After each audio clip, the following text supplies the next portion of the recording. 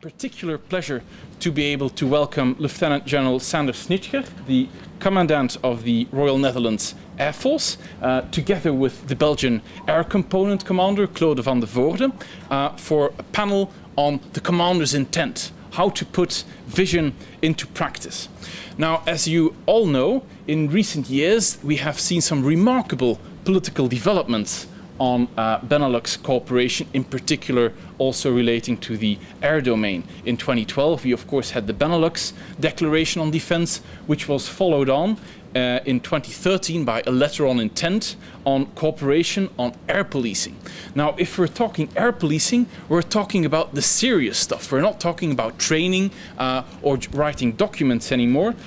So this is getting to the very heart of how we approach discussions on defense, discussions on sovereignty in defense decision making. So I think it's well worth exploring, well, how does this all work in practice, and how does this idea of BENELUX cooperation fit into the broader European context.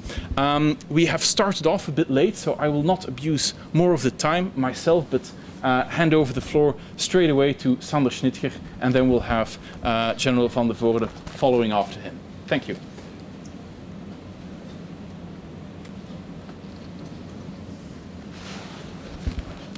Good afternoon, sir, ladies and gentlemen.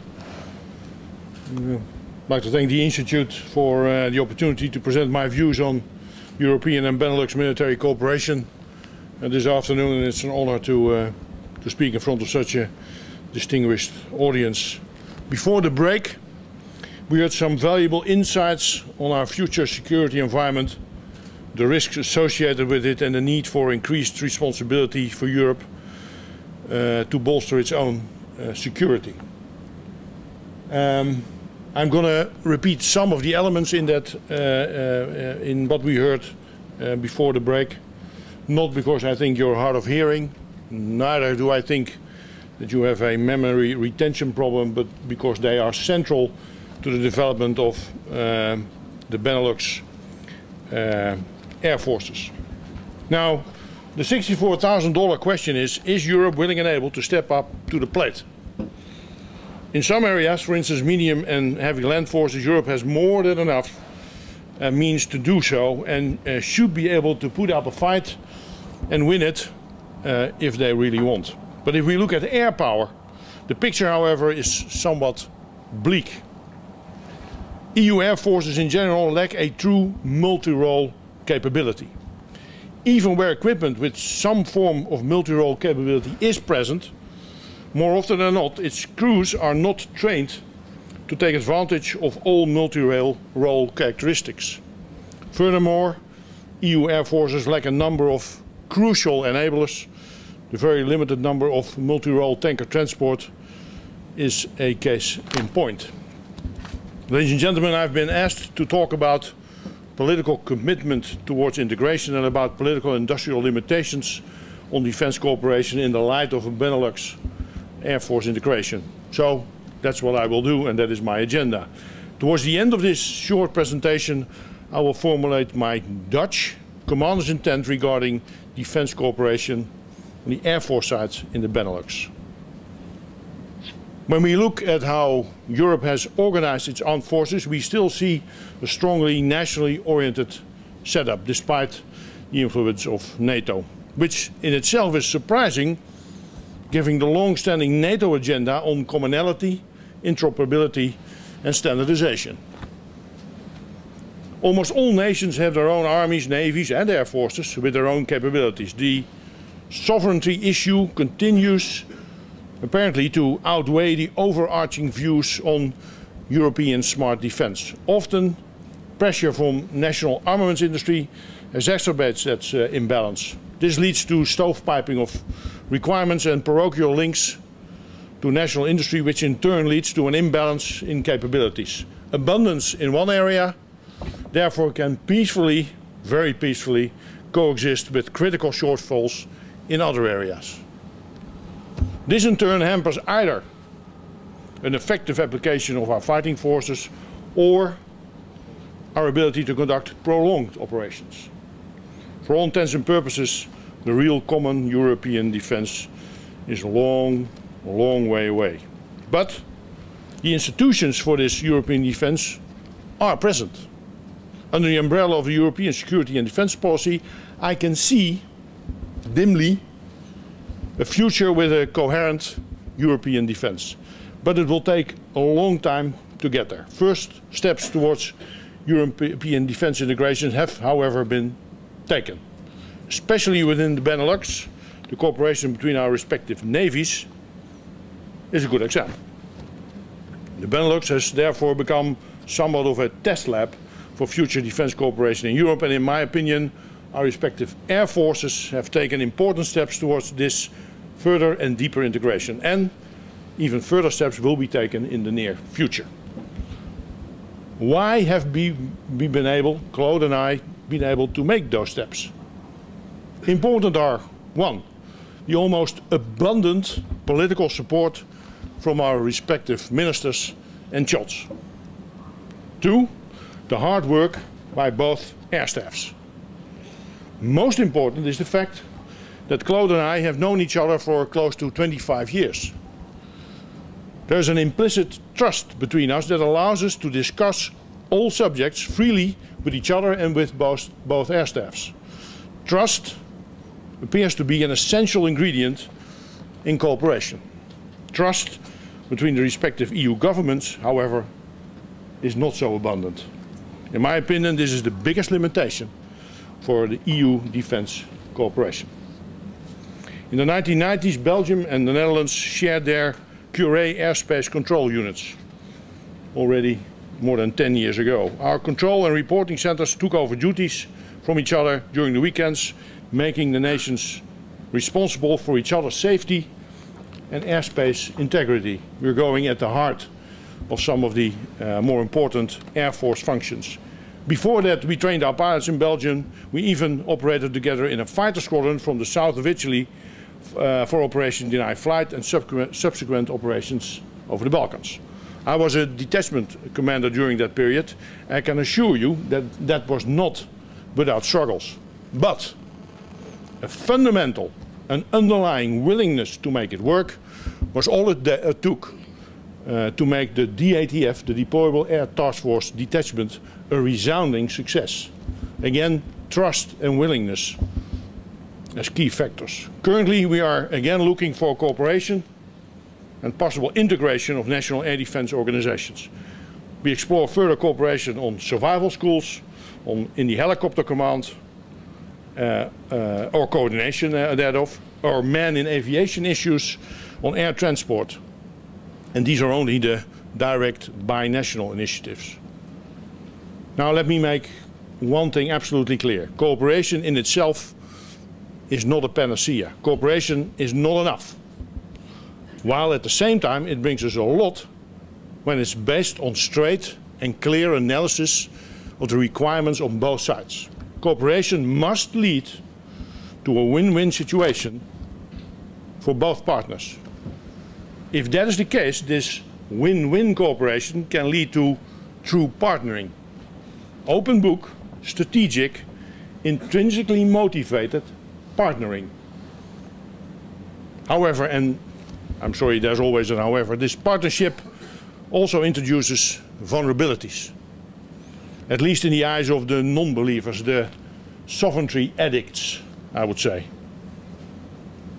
As said before, too much state-centered defense planning leads to an abundance of certain capabilities and a shortage in other critical areas. Most critical areas lie in the Airpower domain, be it precision munitions, air-to-air refueling, ISR, RC2, but by accepting vulnerabilities and dependencies and the creation of real trust among partners, we will be able to overcome these kinds of critical shortages. One thing is clear. With less money available than in previous years, we will have to organize ourselves smarter and think smarter. Key in organizing and thinking smarter is partnering and innovation. I've already covered partnering, so let's move on to innovation.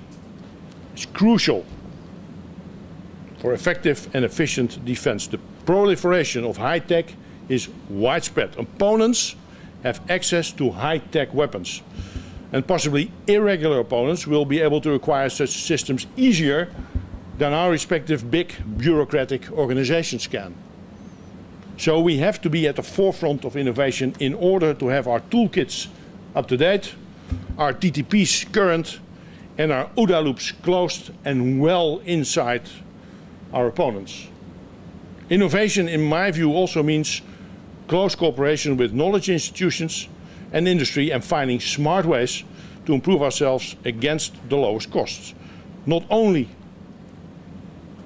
to find timely solutions to operational problems, but also to provide all parties a future for their respective businesses. That business can either be defense and security, it can be creating knowledge, or it can be making a profit. That is not a dirty word. All three go hand in hand.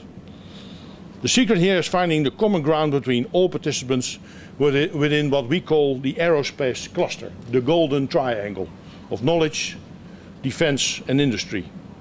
Working with industry, in the Dutch case now Fokker and Dutch Space, and knowledge institutes like the Dutch National Aerospace Laboratory, we are tackling operational challenges based on a short and longer term concept development and experimentation approach. The aim is innovation based on shorter development cycles, based on continuous processes and adaptation as a key to effectiveness in ever-changing operational environments. Doing this in a BENELUX framework is the next logical step. Cooperation can and must also be found in day-to-day business. Air policing and QRA is an example. Air Force cooperation is already day-to-day business and operations. We are capable of providing assets for all international operations together. At least in the field of operations, Air Force cooperation is our second nature. But cooperation, or rather partnering, is also highly beneficial and nowadays a sine qua non in our so-called peacetime activities. In my view, it is especially successful if the partners share the same culture, much like the Belgian Air Force and the Royal Netherlands Air Force.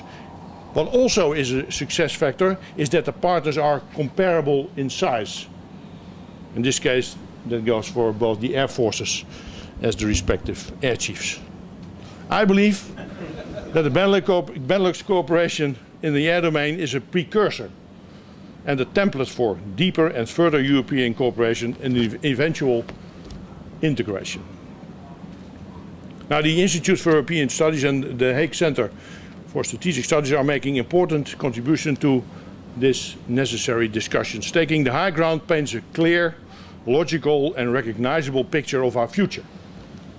Increased complexity, the US shift away from the European theater, Europe's reluctance to accept responsibilities for its own safety and security, and multiple potential threats against European security and stability in our backyard. Mali, Libya, Central African Republic, Uganda, Egypt, Somalia, Sudan, Syria, Lebanon. I could go on for a while. By the way, all within a few hours flying from Brussels. So from a security and safety point of view, the future is uncertain. That is no surprise. To tackle Europeans' problems and to live up to our responsibility and accountability, first of all, a political answer is needed. A strategy which looks beyond emerging disasters and is focused on a comprehensive European safety policy. A policy where Europe takes its responsibilities in mitigating threats and secures safety and stability in and around Europe, where economic development takes place, where human rights are respected, where education is accessible to all, where healthcare is guaranteed, and where job security is available for the majority of the people. When that strategy is in place, it will have to be carried out. The combined armed forces of the European nation have a role in that. And frankly, we probably cannot wait for the outcome of the lengthy political discussion on sovereignty. We as small air forces are forerunners on further European cooperation and integration. We can only give the example for others to follow. It will not be easy, and it will need political and personal courage to move ahead. We need leadership that is not afraid to step forward. Leadership that dares to think regional and global. Leadership that can successfully implement our vision of Europe while being honest about its risks. In conclusion, it will take leadership and trust to move ahead with a long overdue European defence cooperation. However, we do not have the time to wait for a top-down at 28 approach. The grass will have to grow from underneath, and we will have to accept that it will be patchy at some time. Based on its long-standing relations, the Benelux air forces are in a good position to move ahead quickly, because replacing our fighters, our helicopters and our transport aircraft provides us with the traction we need to get things moving, to set a standard for defence cooperation within Europe. My Royal Netherlands Air Force Commander's intent is to create a truly integrated, combined Benelux air component over the next 10 years in order to provide our combined political leadership with the best military options for the Euros. Thank you for your attention.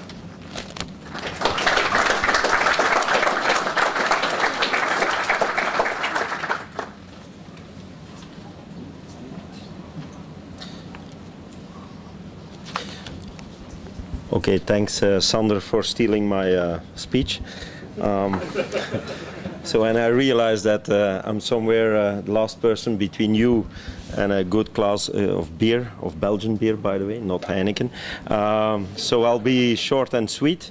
I'm also somebody working in the weeds, so questions about the role of the Belgian Air Force in the Pacific, leave it, and let's take other things. First of all, I would like to thank the organization here for organizing this event, because I think this is a unique opportunity. It's the first time, I think, that we have done something like this in Belgium, and I'm really pleased to be able to provide you with my views on today's topic of future air power within Benelux, by extension, the European context. I would like to elaborate three subjects with you this afternoon. First of all, I would like to give you my views on international cooperation as being, according to me, the only way forward to achieve our common objectives of global security. Second, I would like to highlight the position of Belgium, my country, within this particular context. And finally, I'll give you a taste of recent accomplishments as well as things to come. International cooperation for us is not an option, it is the only option for small countries like Belgium and Netherlands. And I know you don't like to hear that, but Netherlands is also a small country. And for the argument's sake, I'm willing to admit that the big powers in the world, and those can be counted really on the fingers of one hand, that they are the only ones able to maintain all capabilities required to support their strategic objectives. All the other powers, as well as nations with more modest ambitions, cannot sustain the full spectrum of capabilities and are faced with tough choices and decisions.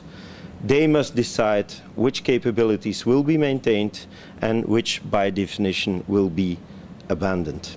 The consequence of this choice, however, being the loss of capabilities, must be dealt with or mitigated in our lingo. And this brings us automatically to international cooperation and today's topic. But how do we achieve this in an effective and cost-efficient manner?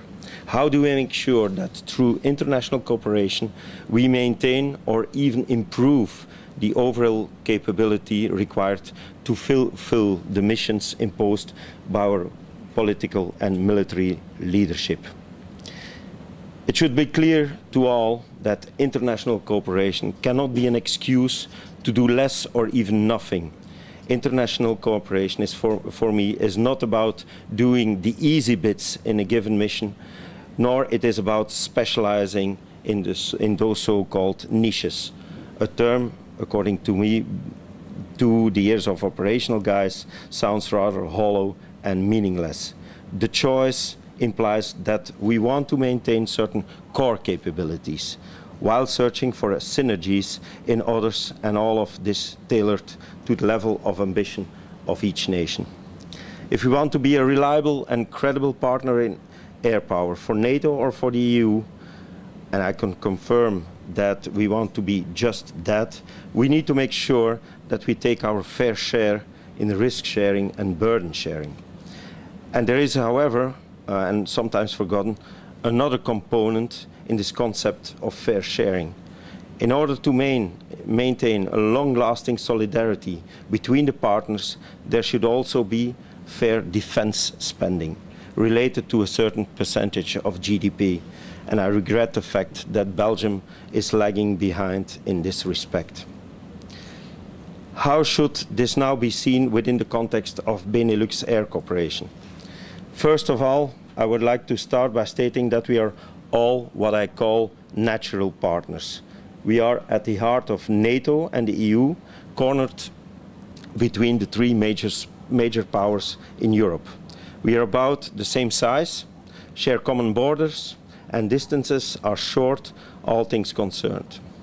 We have shared languages, we have common platforms, such as the F-16, the C-130, and the NH-90, and we share a long and outstanding history of military cooperation. And if we would also share or pool our two football teams, for once, I think the Benelux team would become world champion this year. It's therefore obvious that we look to our closest partners to bring this cooperation to the next level and share and pool current, but even more so, new capabilities and services. International cooperation, however, even at this scale, is not only a synonym for let us all be buy the same stuff and do the same things. It's also about complementarity and making smart choices, and about the willingness to accept shortcomings, knowing that they will be mitigated by the partners. Finally, it's about creating more with less while preserving a certain degree of autonomy, because in the end, there still are differences between the three partners. Although there are arguments to support the concept of extreme commonality in new acquisitions in such a close partnerships, we still need to make sure that missions can be executed in an effective and cost-efficient way. And I'll give you just one example to make my point clear. Air transport is a core capability, not only for the Air Force, but also for the whole defense forces. And a lot of nations in Europe are now in the process of replacing their aging fleet C-130, C-160 by something new, and we all buy A400s or C-17s. And we will end up with a rather homogeneous fleet. Or should those nations that have not decided yet opt for smart solutions and get a smaller aircraft in order to have a more heterogeneous but more balanced and complementary fleets, able to fulfill all types of missions in the most cost-efficient way possible. Nations taking such a daring decision, though, must be able to count on the others to fulfill their part of the bargain. This can only be possible when there is trust between the partners, and I am convinced that within the context of the Benelux Air Cooperation, we have very good cards to make that degree of interdependency happening. Before proceeding with the last part of my lecture, I think it's only fair to remind you that there are also some risks and threats involved in what we have going there. Political decisions, sometimes driven by other considerations than strictly operational ones, will have a serious impact on the shape of international cooperation within the Benelux context. We live in a complex country, Belgium, which also has another privileged partners when it comes to air cooperation, namely France. It only makes sense that ultimately political decisions will pave the way for more cooperation in either direction, north with the Netherlands or south with France. It's up to the Dutch Air Chief, the Luxembourg Air Chief, or Army Chief, and myself to provide our political leadership with the correct facts and figures, and above all, assessments in order to facilitate their decision-making process. again in either direction. I will not dwell too much about our common past in air cooperation, a past characterized, like Sandra already mentioned, among other things by exchange of instructor pilots, very close cooperation in the F-16 program, or the success of the Belgian-Dutch detachment DATF deployed to Italy to support operations over and in the Balkans in the 90s. I'd rather finish with the recent boost in cooperation between our air forces, sparked by our ministers of defense. Several projects have been started which will see implementation at different timings, but with very tangible results with regard to the saving of manpower and money. The first example I would like to give is that of the defense of our airspaces. This far-stretching cooperation will be based on a flip-flop principle of both the CRC combat reporting centers as well as the QRA fighter aircraft. The second example is that of synergies in our transport capabilities. Next to the success of the EATC stationed in Eindhoven, Belgium will host the A400 of the Luxembourg Army and train its pilots. And third and last is reserved for the helicopter communities, which will see the birth of a joint combined helicopter command, much like the EATC. A lot more initiatives have been taken, and I'm quite confident that more can and will follow in the future. It will be up to the three of us to identify those new areas for closer cooperation and come up with feasible plans to implement change. We continuously hear that we live in a complex world that changes rapidly and in which timely action is required to survive. Ladies and gentlemen, change has rarely been more tangible than between our countries and air forces, and I dare say that we are on top of it. Thank you very much. Ik dank u. Merci beaucoup.